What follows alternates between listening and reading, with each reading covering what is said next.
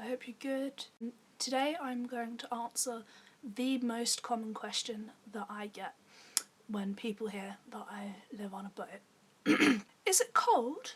Do you know, when I was thinking about buying a boat, that question didn't enter my mind at all, yet it's the most common thing that I get asked, and the short answer is no, it's not. But it doesn't matter how many times I say that to people, they just look at me with confusion or disbelief.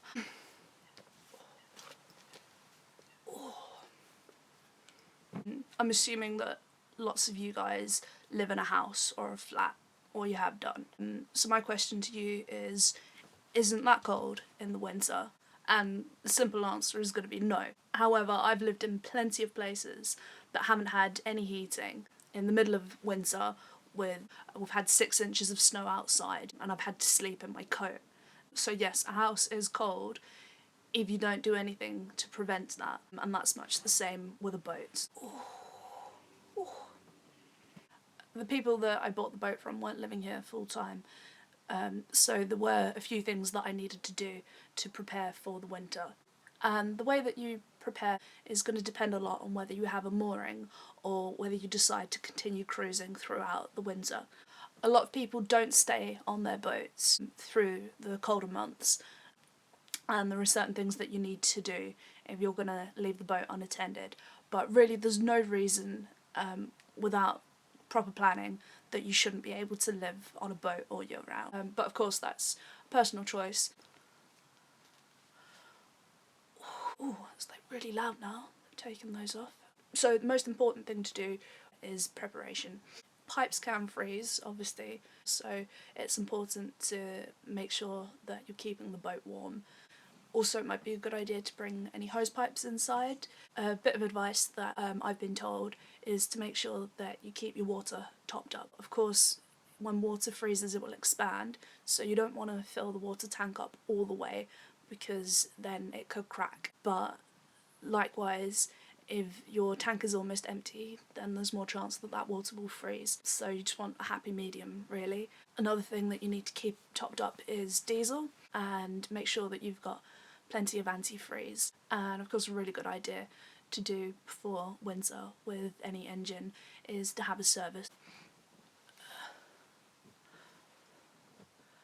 And of course, no narrowboat discussion is complete without talking about toilets. If you have a pump out toilet like I do, then it's really important to make sure that you don't allow it to get full up. The poo itself shouldn't freeze.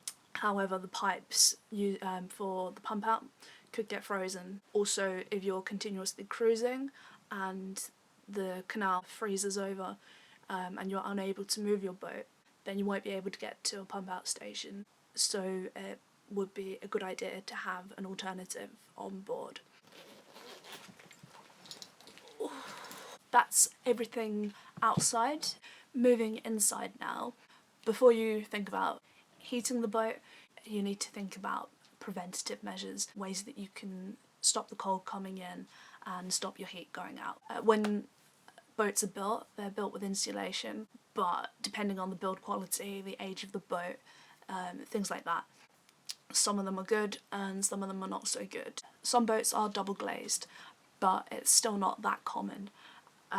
Mine's not double glazed. So what I did, I bought this stuff,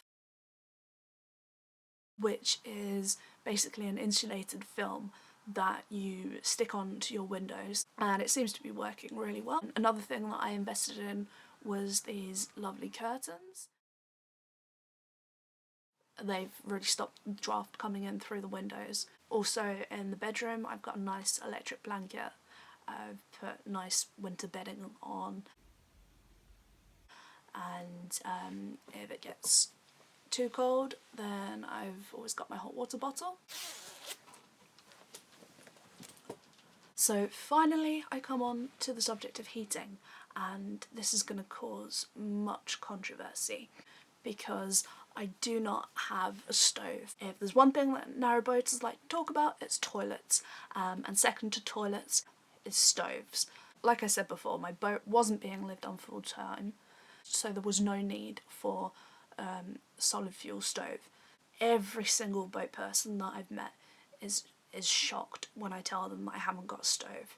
What I do have is this fantastic little oil-filled electric radiator.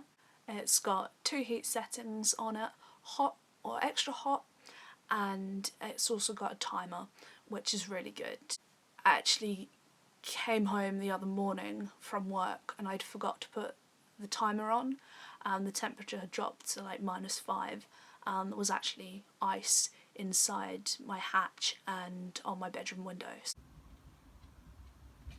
And I find that this heater is more than sufficient to heat my entire boat.